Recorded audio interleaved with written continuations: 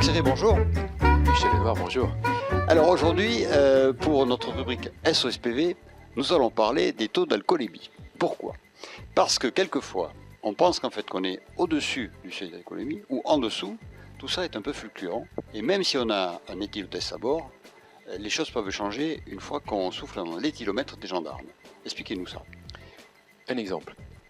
J'ai un dossier, un jeune homme a une soirée faiblement arrosée d'alcool, il prend son véhicule et vérifie que justement son éthylotest est négatif. Il est négatif. Il a une sortie de route parce que la chaussée était glissante.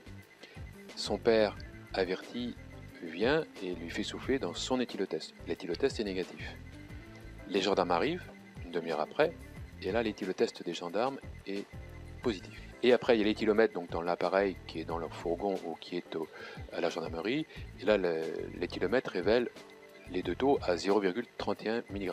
On est au-dessus du taux autorisé de 0,25, on est toujours dans le taux contraventionnel qui est entre 0,25 et 0,39, mais on est au-dessus du seuil légal. Donc on rappelle qu'entre 0,25 et 0,39, on est sous le coup donc d'une contravention puisqu'on a dépassé le seuil des 0,25. Oui. Et à partir de 0,40, c'est encore autre chose. On est dans un taux délictuel. Donc on passe devant le tribunal correctionnel et non pas devant le juge de proximité.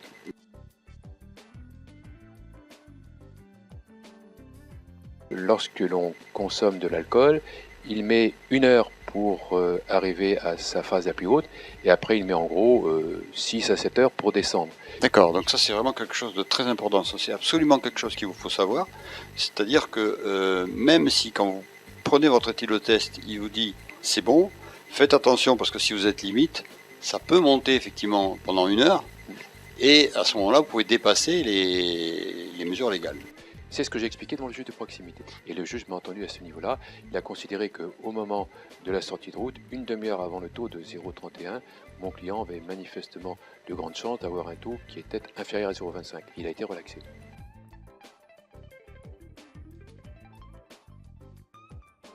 Alors, pour le permis probatoire, les normes sont différentes. Expliquez-nous ça.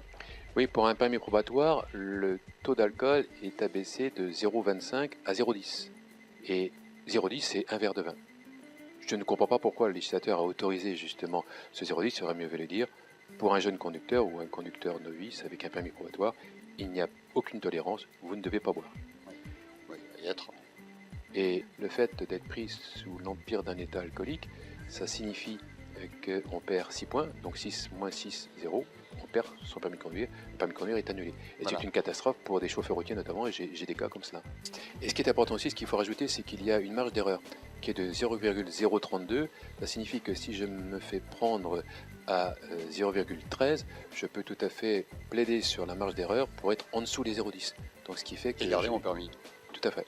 Bon, ben voilà. Donc vous savez tout sur cette histoire de taux d'alcoolémie.